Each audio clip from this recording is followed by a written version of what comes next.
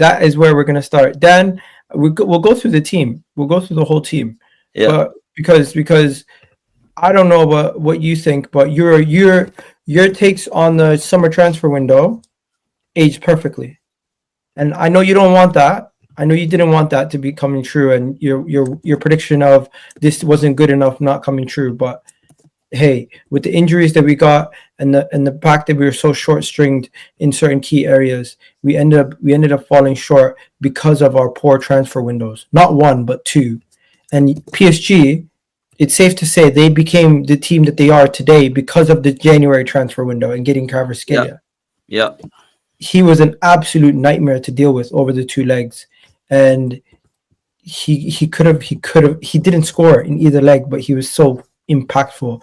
And it just goes to show you need to go and make those signings. But boys and girls in the chat, do me a favor, hit that like button, and let's just go through the team. Bro, by now we already know the team. We don't even need to see it on a piece of paper. We know who the goalkeepers are. We know we have Neto and Raya, and Neto's leaving. So Raya, would you go and get an upgrade on Raya? Because I'm seeing people saying we need Garcia so bad. Like, Garcia comes in, is he really an upgrade on Raya? No, I think we will get situation all over again. I think we will get another goalkeeper, but it'll be a backup, and it will be a quite clear backup. I don't think it will be someone that replaces him, if I'm honest. I feel like David Raya will be the number one next season. But I tell you what, the last month or so, he's been moving mad. Like, I've been seeing him rolling the ball out, putting pressure on our defenders. I'm seeing him coming out of his goal. I'm seeing him standing out of his goal.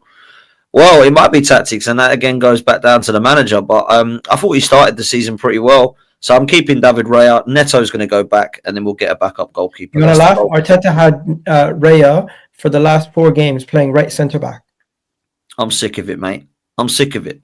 Why are we playing him as a centre-back? Why is he turning it to Steve Bold? I want him as a keeper. The way he had the team set up is he had him as a right centre-back, he pushed Kivior at left-back, and he threw Maz Lewis-Kelly in midfield, and then throws the midfielder in Declan Rice higher up the pitch. So basically, we have no goalkeeper, and we have 11 outfield players. It's like playing rush goalkeeper, man. I'm sick of it. Like, stay in your goal. I'm old school, bruv, yeah? I like my defenders to defend and my goalkeepers to stay in goal. None of this player centre-back is brilliant with his feet. I'm old school, man. I'm you like sorry. The basics.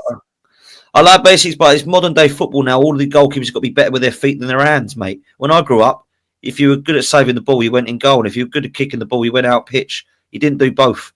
Like, and that's all I'll say. I know yesterday it didn't cost us, but he's cost us in a few games right this season, in my opinion, by his stupid play. So that's got to be ironed out. Otherwise, I would want to replace him. But he's going to stay in goal, number one. So Neto's going to go. That was a pointless signing, by the way. Yeah. And let me get the graphic up. Let me get the graphic up. Graphics with EGAL, people.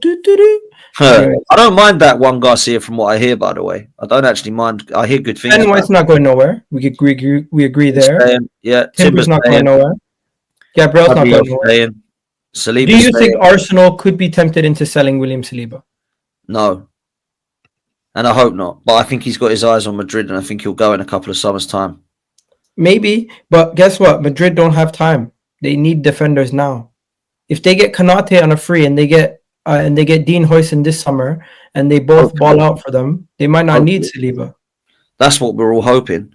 I think we've got Saliba for one more year, and I think they'll then talk. Because the thing is with Saliba, he's got to sign a new deal this summer, mate, because he's got 2 years left. You can't leave him with 1 year because we'll get no money for him, because he'll just go, I actually wait for on a free, which I think is what Real Madrid are going to do now. We'll have you at 26 when you're at your best in 2 years' time. Just hold with Arsenal for now. Don't sign a new deal with him like they did Trent, and he'll go on a free. That's what I think they're going to try and do. So we've got to sell him, or we've got to sign this contract. I was speaking to a Real Madrid fan earlier today. Last night. He was telling me Real Madrid's not going to spend more than 100 million on Saliba, and if Arsenal want more than 80 for Saliba now, we're not going to pay that. We're just going to wait until next summer, see if we can get him away from you next summer. And if we can't get him away from you next summer, then we're going to wait to get him on a free. Most likely, by the time it comes 3 years down the road, Saliba is going to be, 26 or 27, and he's still going to be quality. But we would rather have him now and pay the 100 million. Well, I don't think we should be selling him for 80 or 100. However, if he's not going to sign, I'd rather take 100 million than let him go on a free. I would rather a swap deal plus cash. With Rodrigo. Yeah. That's what I'm hearing, but I don't know if that's realistic. Okay, let's move on to Kivior. What are you saying? If he wants to stay, I'll be happy for him as left-sided to cover, and then we buy one more defender to cover for Saliba. But if He was wants to shocking go, yesterday. He's a backup. I didn't think he was as bad as what people were saying yesterday. I didn't think he was great, but I didn't think anyone was. I thought Saliba was worse than him yesterday, I've got to be honest. However, Saliba's been bad for a minute. Yeah. However, I wouldn't care if he stays as backup left-sided centre-back and we get in another right-sided centre-back. But if he wants first-team football, he's got to go. That then means we need two centre-halves, though, if he goes. Because we've got Gabriel and Saliba, we're going to need to go and buy, say, Harto and Huijsen, somebody like that. If we get, you know what I mean? All right. We'll see, man. Some people saying centre backs are replaceable. I personally think Saliba is so quality, I don't want to lose him. As for the rest of the guys, Kieran Tierney, Zinchenko, Tomiyasu, they can all go.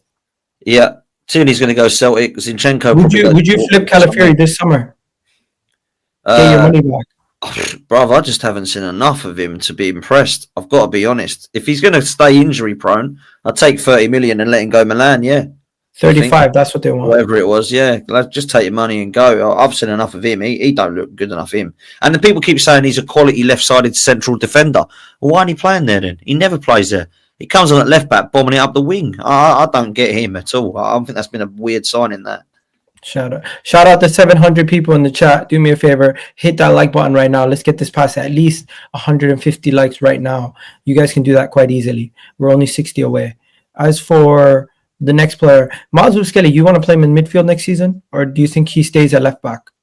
I think he'll stay at left back, but I'd like to see him in the box-to-box role because I think he'd be phenomenal there. The only problem I've got, EGAL, is we're going to buy Zubimendi apparently, so that means it'll be Zubimendi, Rice and Ødegaard. So Rice will be that box-to-box player. But I think Miles Lewis-Skelly's got a place in the future in midfield. I think he's been good at left back, but he does get caught out sometimes. But he's young, man. You know what I mean? So he's got a lot to learn. You know what?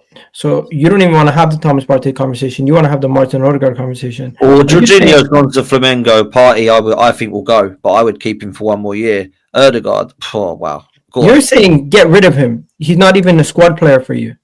So I'm not saying get rid of him, but if a bid come in, I'd accept it. And I'm talking of not like £25 million bid. I'm talking if someone wants to offer sort of 75 million for him, I'd be taking him. I'd be taking it. I just think I'm fed up with him, Miguel. This season he's been awful. Now I can appreciate he might not be 100% fit, but why is he playing him then? Like Arteta's got a little bit of an L to hold here as well, by the way, because we've got no backup for him, and the only backup we have got, he doesn't seem to have faith in now, Ethan. So Ødegaard's playing 90 minutes every game, and he's stinking out the gaff. And I'm sick and tired of his lack of creativity. I don't think he's trying. I don't think his mind's in the game. His decision-making's off. He's not showing any leadership qualities. He's not grabbing any games by the scruff of the neck. He's not got any influence on the players or the team. He's not the one anyone looks towards. You saw yesterday, Declan Rice is the first one there. Yeah, Thomas Partey was shouting at Saka, telling him to calm down and move away when he got booked. Where's Ødegaard? Nowhere to be seen.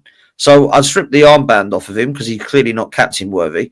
And at the moment, I'd say to him, you're a squad player until you can prove to me you can get back in this lineup. He's an attacking 8. He's not an 8, not a 10. He's the Bernardo, not the KDB for me. I think we need another attacking midfielder. You can call him the Phil Foden. Let's go to, so Moreno's not going nowhere. Declan Rice not going nowhere. Saka's not going nowhere. Ethan's not going nowhere. Sterling, whoever brought him deserves to be fired. So I'm happy Edu's gone. Trossard, Martinelli. I think Trossard gets sold, and I'll tell you why. He's got 1 year left on his deal. Saudi are interested. He doesn't want to stay at Arsenal and sign a new contract. So I think we take the money and go. That money probably isn't going to be more than about 25 to 30 million, but I think we just accept that he goes and we try and upgrade. Martinelli, I would keep him, but he's a squad player. We go and buy a proper winger. That's what I would do. All right. Let's now go back to the PSG game and be like, did you hear Arteta's comments after the game? Yeah, I thought they were a disgrace. Which comments specifically did you hear? Because we're the best team in the competition, from what I can see. We're the best team in the competition. No, we're not. We're out, you pillock. Yeah, we are not the best team in the competition. We're not in the final. We haven't won it. The best two teams in the competition, funny enough, are PSG and Inter Milan. I'm sick of these crap comments, Gal. He's coming out with his rubbish. Oh yeah, he said Arteta believes. Where is it? No, this is not it. Arteta said he still believes he can win trophies with Arsenal. Arsenal. No, the Liverpool comments. That's what I was talking about first. Did That you was see the pathetic. Liverpool comment? That's also pathetic. Do you know why? Because he's come out saying the last 2 years we would have been ahead of them. Well, the season ain't over yet, mate. It's game week 35. They can still get to 90 points, more than 89 we got. So that could absolutely fall back on his face. Yeah. So when he says, "Oh, we got more points than Liverpool last 2 years, we would have won 2 Premier League titles," the season isn't over. If Liverpool lose all the next three remaining games, then fair play. But if they go and beat us at Anfield, we're going to look absolutely pathetic, aren't we?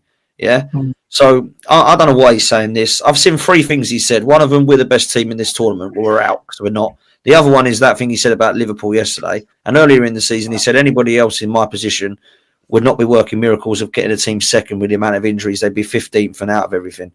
Absolute clown. I'm sick of this arrogance of this man. This guy's won nothing in 5 years, nothing. And he's trying to tell everybody that he's this messiah. What are we doing here?